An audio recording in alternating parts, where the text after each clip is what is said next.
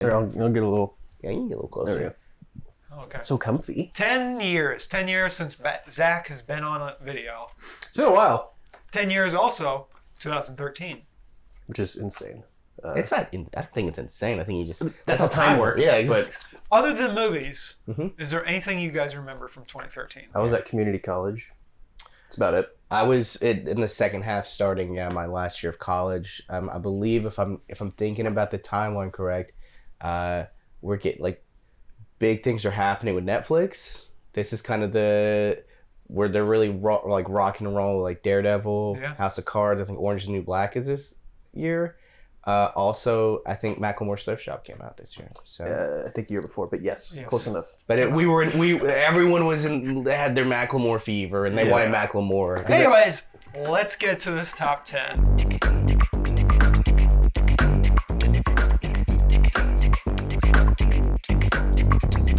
It's a wild one. It's a crazy one. It's a goofy one. It's actually not. There's no comedies. I thought you were gonna. I didn't ruin this one too bad. I mean, there's a little. I tried like before we start. I tried to get a little love on here. Mm-hmm. Try to get About Time, and you said I hate love. Get it out of here. I do. I try to get Spectacular Now, which is not really a fun movie, but it's It's definitely one that people talk about. yeah. I think a lot of people. I think it's really good. I think it's really awkward, and that's life, you know. Brie Larson's in there too. Yeah. While JD's still talking, let's start with number 10, The Way Back. Yep, here we go. Listen, it was maybe one of my favorite movies of that year. I'm a sucker for like sentimental, like coming of age stories. I mean, you just talked about Spectacular This was Now. Spectacular Now, especially when you get like fun characters in there. And so this is Nat Faxon and Jim Rash's follow-up to The Descendants, which they also directed this movie. So they won Oscars, and they said, let's direct a movie and write it.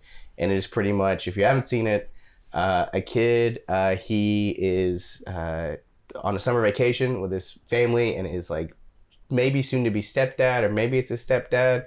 And it's played by Steve Carell, who is a straight villain in this movie. To escape all that, he gets a job at a water park that's run by Sam Rockwell. And Maya Rudolph works there. My God. And Nat Faxon and Jim Rash also work there. Yeah. And it's just, and he like makes these friends, and it's a lot of fun. It's a great summer movie. And Sam Rockwell's just like, they said, just Sam, can you just do your thing? Can you just be Sam? And we'll just keep rolling. And it's a lot of fun. He said 10-4. He said, yes, sir. That should be the only direction you give. Yeah. Number 9, we have Snowpiercer. A lot of people probably, when Parasite came out 2019, were like, I've never seen a Bong Joon-ho movie. And then you go, have you seen Snowpiercer? You're like, oh. That's the go-to one. It's from front to back. Yeah. It's really good. Yeah. Train pun. And Tilda Swinton is doing her just like, I'm going to do a goofy character. So good. She does that sometimes. Yeah. A lot of great people. Ed Harris. Ed Harris, yeah. Then Chris you got, Evans. Captain America. Yeah, Captain, well, of course, Chris Evans. The movie's like packed with people. I mean, Jamie Bell's Literally. in there. And it's basically just like capitalism, but on a train. Mm-hmm. Yeah. It's similar to Parasite, almost. Yeah. But it's more action-y. It's like the most Hollywood of his movies, I would say. Yeah. I mean, it is the one. Host, it is the one that's based on like a graphic novel. That's why. too. Yeah. So it's. I mean, it's like the story's already there, and it's just Bong just being like, I'm gonna do fun stuff for 2 hours. I do remember this was a big DVD movie. I think, or Netflix movie I too, saw it on where Netflix, it's like, yeah. like everyone you're like, ooh, have you seen Snowpiercer? And I'm like, no. And then I remember being like, best. So I'm like, I'm just gonna buy this. I bet it's a good buy, and then worth it. Mhm. Yeah. Number 8, we have the first Conjuring, Yes. Yeah. the spookiest of the I think Conjurings. am I the only one who put this on? Yeah, I've not seen I this would one. never put it. I need. Can we just let people know we never see Michael's list. We only see Zach's list, my list, and then the final list. Yeah, it's like, and there's- that's why sometimes I'm like, did you put Conjuring No, on? I No, would I not. put Conjuring on the list because I think this is really, if you look back the last couple of years at our list, we haven't had a lot of horror films, and this is where things really start cooking. You know, you have James Wan, and again, yeah, his style's been copied probably a little too much now, but like if James Wan just been like, hey, you know what? I'm gonna make a movie that is rated R just for being scary. Really well made. It's really spooky, and kind of I think launches the next 10 years, if you will, of pretty solid horror that we've had recently. Yeah. So the reason they're still making Conjurings, and Insidious, is because of the first Conjuring. Yeah, So. and would I put Conjuring 2 like a little higher? Yeah, but I mean, there's something about this first one that is just so pure and. Yeah. I mean, I remember people like went crazy for it. It was Number 7 and number 6, not a lot of people have seen. But number 7 had Oscar buzz. It's Nebraska. Bruce Dern's comeback. Now I think he's back to just doing B movies again. Yeah, like this got him Tarantino jobs, and then he's doing back to whatever. Whatever. I really like Nebraska. That's why you put it on. That's why I put it on the list. I really like this movie. It's very sweet. It's Alexander Payne doing his thing, but in black and white. I'll have a lot of family in Nebraska, so it's like. Also, I'm like, because I think he's from there. He's from the Midwest somewhere, I think. Yeah, but the movie's about them going to Nebraska. They're not even from Nebraska. Will Forte. Will Forte is the lead, and I think that's the most interesting part about the movie is that he's a great lead. I mean, it's a great movie. Fantastic. He's a fantastic lead. I mean, we've all seen MacGruber, but like I remember everyone being like, "Oh my gosh, is Will Forte like?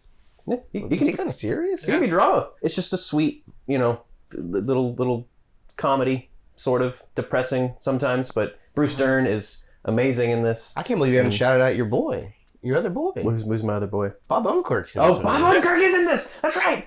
Odenkirk's.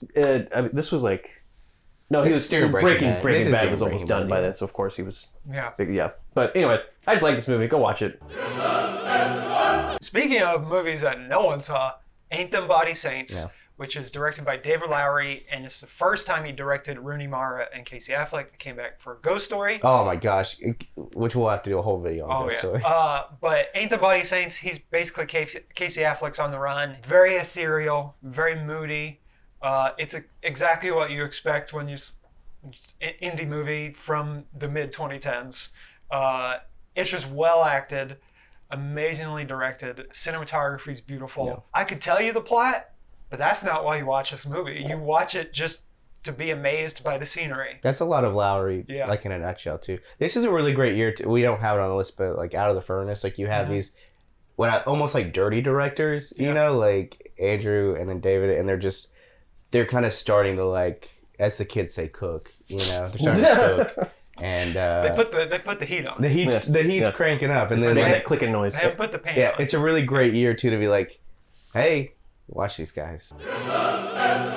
Let's get into the top 5. These are probably what everyone thinks of. Yeah. Film from 2013. And we start off with 12 Years a Slave. You have these performances by Chiwetel Ejiofor is just amazing in this movie. Lupita. But Lupita Nyong'o, this is basically the introduction to her. Mm-hmm. And the scene where she's getting whipped is just like harrowing. I was in tears watching it in the theater. We talk a lot of times about movies that like you only watch once or twice and you never look back. And for me, this is one. It's absolutely like one of them. It's a struggle, but it's great. I think about the wide shot with him, getting lynched. Yeah. Did this win Best Picture? Mm-hmm. Yes, that's right. And director and I remember like this was it cleaned up. Yeah. I mean. As it should. So, yeah. It's great. Wolf of Wall Street, Martin Scorsese's, hey, this guy's bad, but people are going to take it the wrong way movie. They all got him, and this is his. It's like every movie. What's crazy is so this is about basically a dude that just like juices the numbers for stocks and gets rich off of it. Mm-hmm. I mean, have you seen Boiler Room? It's the same thing. But it's based on the real guy. Yeah, by the real guy. Yeah. Jordan Belfort, played by Leonardo DiCaprio. And then about 3 or 4 years later, everyone's into stocks. 1 year later, I was at UCA, and I swear to God, there was Jordan Belfort parties. I saw them. Everyone's into Benihana. It was like, did you watch the movie? Did you watch the last half hour? He loses everything, and he's also bad. He's an awful person. It's the same problem with Taxi Driver. It's the same problem. Fight Club. I will say now on this one though, I mean Scorsese kind of like invites it because he does put Belfort in the movie. And he does. That part's weird. And Belfort is like part of the marketing of it. It's weird. So it is the one where I'm like, you kind of asked for it, And then the funding for this movie, apparently, there's like allegedly some they did. I don't know what it is. Something illegal, and there's still an investigation on it. Weird. Yeah. Well, it wouldn't Great movie, though. It wouldn't be Wolf of Wall Street without. I mean, we get Margot's introduction. That's true. Yeah. I don't even think. I mean, Bernthal is just. He's just there. Jonah Hill. Just punching people. He's got that sick stash. Matthew McConaughey, Jonah Hill. Oh my gosh. This was like Matthew. This is the McConaissance in here, right? Yeah. The year before his Oscar. He's still skinny from Dallas Buyers Club. And he does that. I'm not gonna do it because it'll hit the microphone. That whole scene is just wild. It opens It's not the opening shot, but there's a shot where he's doing drugs On a butt. off a butt. On a butt. Yeah. And when I went and watched this movie, people walked out at that scene. 100%. I was the same. All right, number 3, we have Inside Llewyn Davis. Coen Brothers going opposite of what they usually do, but opposite but same. Yeah. I would argue this is one of their best ones. Thank you. Like, Finally, someone else has said it. This movie is so freaking good, and like it's the Coen Brothers doing what they did with the No Country for Old Men, where it's just bleak, but it's more funny, and it's a period piece. If you like music, it's like a fun like folk music got an tale. incredible soundtrack. And there. soundtrack is amazing. I love that stupid Justin Timberlake song so Please, much. Mr. Kennedy, I still listen to it all the time. And Adam Driver just making weird noises. Like this movie is everything that the Coen Brothers are good at. Everything about it is in this. I may be this controversial. Maybe my favorite Coen. It's up there. But also, like, I just love a story about someone who just misses their time. Like, it's that, like a person who, like, what if you were born, you know, I'm great at what I do now, but what if I was born, like, 15 years ago and I just missed the boat completely? You know? Except like, for him, it's like 20 minutes. Yeah, and it's just so, like, the ending is so sad. And not even, like, you know, like, oh my gosh, that is super depressing. Just, like, It's very ironic. it's a movie of 12, just like, oh, man, bro, like, what are you doing? What could have been? Yeah, but Adam Driver, Oscar Isaac, incredible. Like, this is all before Star Wars. I mean, like, this is before these guys were, like, humongous. I didn't even put that together. Number 2, we have Prisoners, which is one of 2 Denis Villeneuve movies that came out this year. Enemy is the other one. No one saw that. And it's crazy that he got this lineup of people to make this movie. And it's like his first, well, it wasn't his first American movie, but because Enemy was, but it's his first big. And it hits you so hard. Like, this movie, I remember seeing this movie in theaters, not knowing what it was going to be. And I was just like, yeah, incredible. Like, I didn't watch trailers or anything for it. I'd seen like one trailer, and I thought, you know, and the trailer sets it up to be like, this is going to be this type of movie, and it's not really. And man, it is. How far would you go? Yeah. And that's basically the main question in the movie. And Hugh Jackman's character is like on the brink of just doing everything bad possible. Yeah. And Jake Gyllenhaal is playing what's his name? Detective Loki. Detective Loki, and he is just bad at his job, and he's got a lot of anxiety. Yeah. And it's just all these things coming together. And the ending is just like I still watch it on YouTube a lot. Yeah. Like, just the it's, oh gosh, like, it is so good. And yeah, Viola Davis is in this movie. Mhm. David Dalmatian is in this movie. That's right. Yeah. And like, for a brief second, and he is terrifying. It is. There's just so many, like, and this is what we like now know of Denis, but like, there's so many images in this that just haunt your brain. Like, whether it's the snakes or the RV, or like, there's even moments. The one I'll never forget is Hugh Jackman is like yelling at one point, and he like blows out the mic. Yeah. And instead of just redoing the take, they just keep it in there, and it is terrifying. Like, it's so scary, and you're like, that's clearly like he broke the microphone doing that, but just leave it in. And what a entrance for a dude that everyone loves now. Number 1, it's Spike Jonze's Her, which is basically his commentary on his relationship with Sofia Coppola. And I can't remember what Sophia's movie was. Lost in Translation? Wasn't that her? Lost in Translation, yeah. Supposedly. They're Right, supposed to be about each other, both the same thing. Scarlett Johansson's in both of them.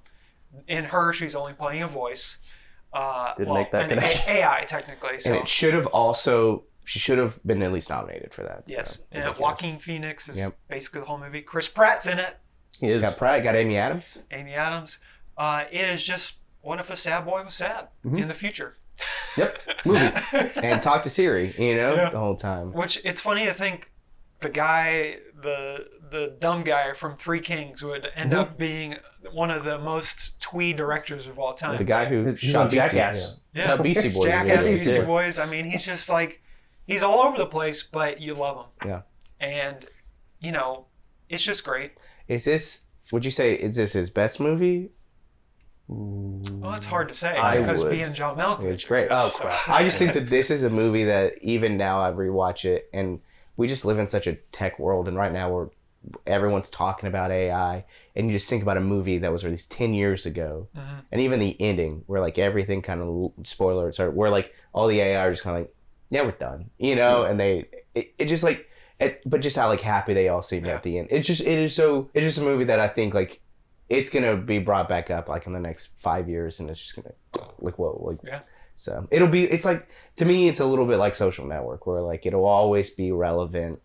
And you go back and you rewatch it, and you're watching, and you're finding out new things, and being like, oh yeah, that was kind of crazy. So and both have Oscar-winning screenplays, and I think are in the top 10 of the WGA screenplays of the 21st century. That's mustache though.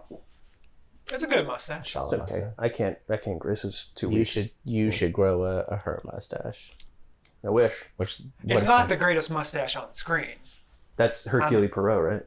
No, it's everyone from Tombstone. Oh yeah, of course. And then Perot. And then Perot. And then everybody. And then Joaquin Phoenix. But this is also our second Rooney Mara movie.